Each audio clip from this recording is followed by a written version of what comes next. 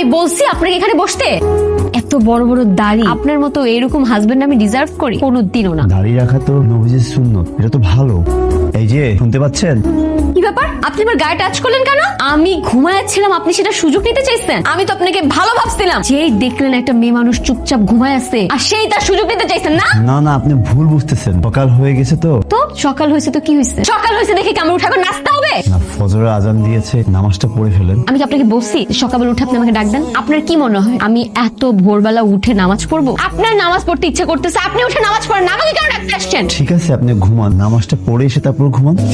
তোমাকে একটা কথা বলি মা, তুমি যে ধরনের পোশাক পরেছো, আমাদের ফ্যামিলিতে এই ধরনের পোশাক কোনো বৌমারা পরে না। আমরা তো একটু ইসলামী মাইন্ডে। সরি, আপনাদের ফ্যামিলি থেকে পড়লো না পড়লো সেটা তো আমি দেখার কেউ না। আমার ইচ্ছা হয়েছে আমি এই ধরনের পোশাক পরছি। আপনার ফ্যামিলিতে কে এই পোশাক পরলো কে এই পোশাক পরলো না সেটা দিয়ে আমার কিচ্ছু যায় আসে না। ঠিক আছে বৌমা, তুমি বিয়ের আগে যা পরেছো সেটা আমি মেনে নিচ্ছি, কিন্তু মা এখন তো তোমার একটা পর্দাশীল